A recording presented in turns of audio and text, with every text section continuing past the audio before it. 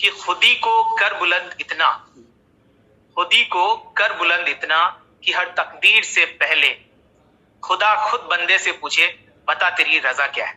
Hello everyone, I am Dilshad Alam, a third year professional MBBS student at Guwahati Medical College. और आज मेरे साथ सबके चहीते हमारे मुजाहिदुल इस्लाम सर, जो पॉपुलरली MI सर के नाम से जाने जाते हैं। ये हमारे सीनियर फिजिक्स फैकल्टी है अजमल सुपर 40 से। तो आज हम सर के साथ थोड़े बातें करेंगे नीट 2023 के ऊपर। तो हेलो सर, अस्सलाम वालेकुम। वालेकुम सलाम। शुक्रिया दिलशाद अपने चैनल पे इनवाइट करने के लिए और बात करने के लिए। और सर अभी आप बता दीजिए कि नीट 2023 का पेपर आपके हिसाब से कैसा आया था, 2022 के कंपैरिजन में वो कैसा था?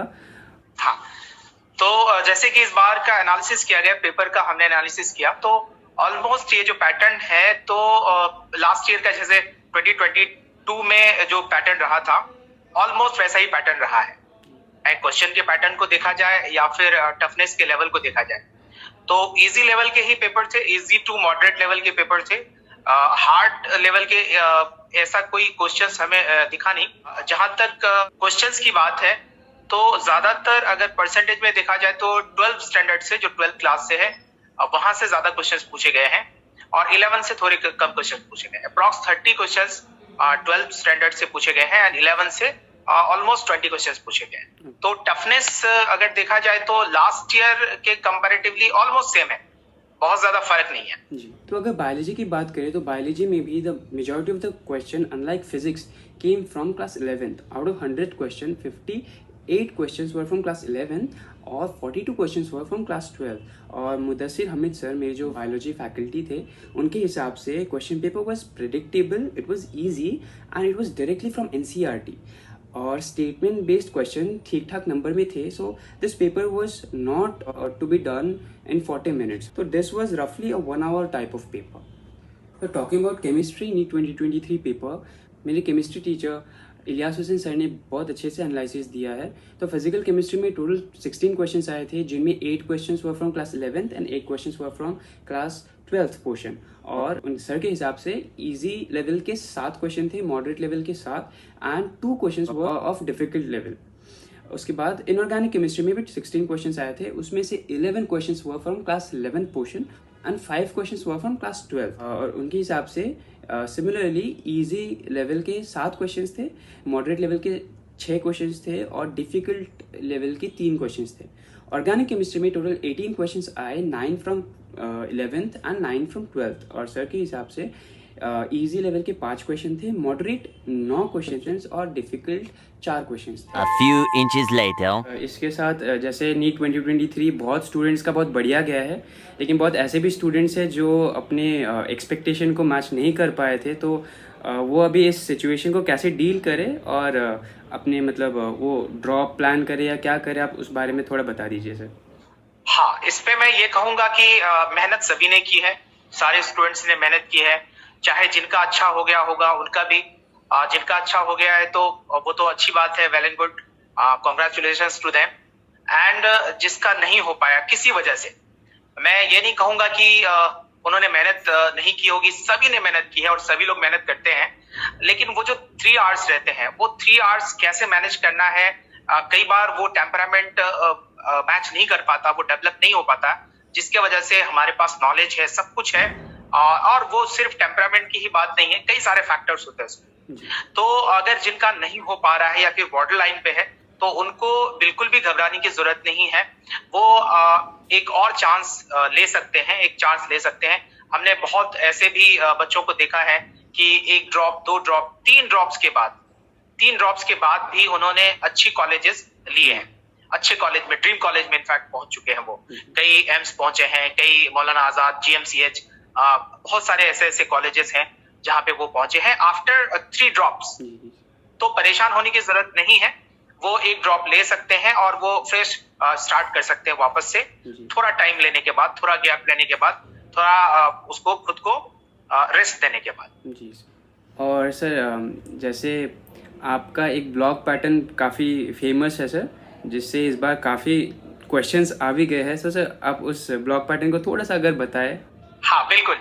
तो ये जो ब्लॉक पैटर्न है, तो इस ब्लॉक पैटर्न पे मैं पिछले कई सालों से काम करता आ रहा हूँ।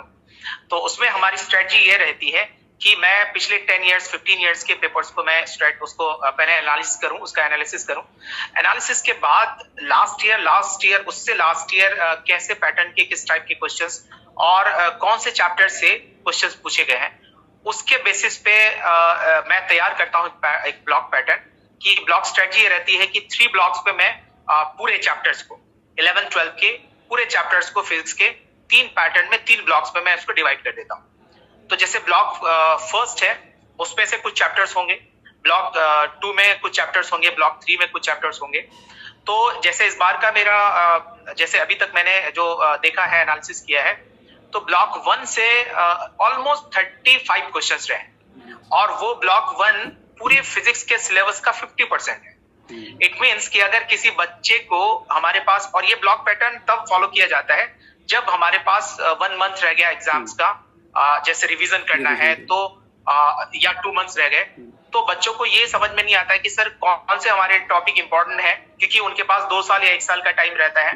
तो वहां पे ये चीजें काम आती हैं कि अगर उन्होंने इस पैटर्न को फॉलो किया, तो जैसे इस बार का रहा है हमारा, तो ब्लॉक 1 से ऑलमोस्ट 50% सिलेबस था, बट उसमें से लगभग 35 क्वेश्चंस वहां से आ चुके हैं, वहां से पूछे गए।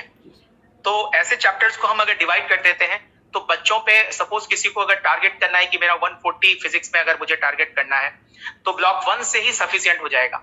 और अगर किसी को टारगेट करना हो अप टू 160 तक, तो ब्लॉक 1 प्लस ब्लॉक 2 अगर वो टारगेट करेंगे तो 160 तक वो कर सकते हैं। और अगर 180 तक का टारगेट है तो उनको तो पूरा ही करना पड़ेगा, तो block 1 plus block 2 plus block 3 इसको कर सकते हैं। वो सर हम आने वाले दिनों में जब फिजिक्स का हम अलग से अप्रोच का वीडियो बनाएंगे, अच्छे तरीके से हम उसको तब डिस्कस करेंगे। तो सर उस पे हम लोग वेटेज वाइज भी जी हाँ, उस पे हम लोग वेटेज वाइज भी देख सकते हैं कि कौन से चैप्टर्स में कौन से टॉपिक से कितने वेटेज है। जैसे इस बार मुझे एक्सपेक्टेड लग रहा था कि जो वेव से है, वेव से साउंड वेव हमारे लिए काफी ज्यादा इंपॉर्टेंट हो जाता है। तो बच्चों को हमने कह दिया था कि साउंड वेव हमारे लिए काफी इंपॉर्टेंट है, तो साउंड वेव से डॉपलर्स इफेक्ट और ऑर्गन पाइप्स वगैरह, इनसे क्वेश्चंस आ सकते हैं। तो हमने देखा कि ऑर्गन पाइप से क्वेश्चंस आया हुआ है। ठीक है सर, तो अब एंडिंग में बस आपकी शायरी बहुत फेमस है सर, तो आप बस एक शेर सुना दीजिए तो सबको बहुत बढ़िया लगेगा। ठीक है, बहुत ही मशहूर शेर है, हालांकि बहुत सारे ऐसे शायर गुजरे हैं जो बहुत ऐसे मोटिवेशनल टाइप के शेर कह चुके हैं। उनमें से मैं कह देता हूँ, गहरी है, समझना है इसको, कि खुदी को कर बुलंद इतना, खुदी को कर बुलंद इतना कि हर तकदीर से पहले खुदा खुद बंदे से पूछे बता तेरी रजा क्या है। बढ़िया सर, बहुत बढ़िया सर। ये अब हमको क्लास में भी बहुत सुनाते रहते थे, तो उससे काफी मोटिवेशन आता था सर। बिल्कुल। तो मैं ये शेर मैं सुनाता रहता था। ये है कि काफी मोटिवेशन इससे मिलती भी है। Thank you. मैं कह सकता हूँ डॉक्टर दिलशाद कहना अर्ली तो नहीं होगा? नहीं, बिल्कुल नहीं, क्योंकि दिलशाद ने ये मेरा स्टूडेंट रह चुका है और one of my favourite students में से था।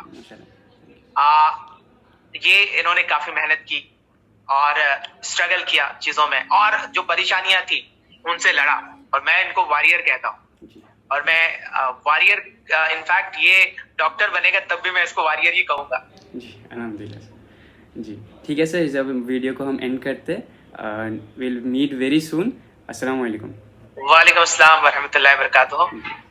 ओके, शुक्रिया, thank you. At the end मैं अपने टीचर्स को बहुत ज़्यादा शुक्रिया कहना चाहूँगा कि they took out time for this video, and special thanks to Mujahidul Islam sir, मेरे MI sir, thanks a lot sir. If anybody of you have any doubt about how to approach for NEET 2024 and 2025, you may put them in the comment, and do like, share and subscribe, and जल्दी मिलते हैं next video में. Bye bye.